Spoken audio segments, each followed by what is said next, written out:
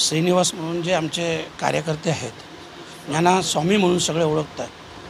आज जो त्यांच्यावर हल्ला झाला, सर्वप्रथम तर या भ्याड हल्ल्याचा निषेध देखील करतो आहे. आणि मी आता त्यांची भेट घेतलेली आहे. आता मी DCP साहेबांची देखील त्या संदर्भात भेट घेणार आहे आणि नक्की त्याच्यावर काय कारवाई झालेली आहे. कारण ह्या जरी आत्ताच्या 2 घटना असल्या तरी अशा अनेक घटना ज्यांचे गुन्हे देखील दाखल झाले नाही. कारण ते केंद्रीय मंत्री असल्यामुळं कपिल पाटील किंवा त्यांचा पुतण्या सुमित पाटील यांनी अशा अनेक कार्यकर्त्यांना घरातून उचलून नेणे, कार्यालयात मारहाण करणे, या घटना देखील या अगोदर अनेक झालेल्या आहेत. परंतु भीतीपोटी अनेक वेळा कोणीही त्यांच्या विरोधात तक्रार दाखल केलेली नाही.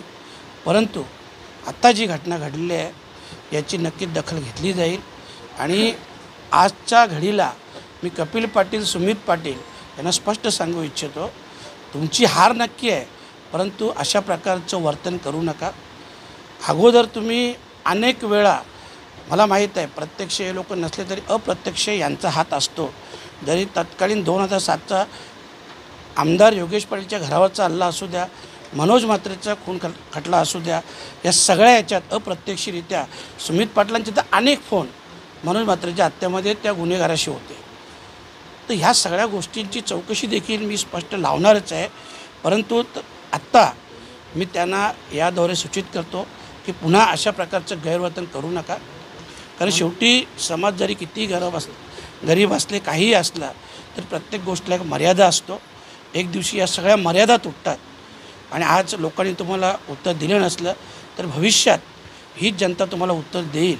आणि म्हणून अशा प्रकारचं कृत्य करू नका. एक मोठी गोष्ट केली मामा की मनोज म्हात्रे हत्या प्रकरणामध्ये याचा हात असू शकतो. नाही, असू शकतो नाही, मी एकदम जबाबदारीने बोलतो. तो जेव्हा म्हणजे खून झाला मनोज म्हात्रे साहेबांचा, त्यावेळेस त्या गुन्हेगाराशी अनेक वेळा कॉल हे सुमित पाटलांचे आहेत.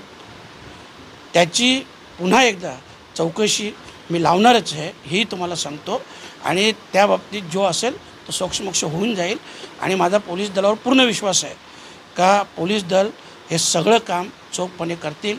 आपण पाहिलं असेल, खास करून तर जी आता लोकसभेची निवडणूक झाली भिवंडीत, त्या सगळ्या पोलीस दलाला मी मनापासून धन्यवाद देतो की त्यांनी खूप चांगलं आणि चोखपणे त्यांचं काम बजावलं.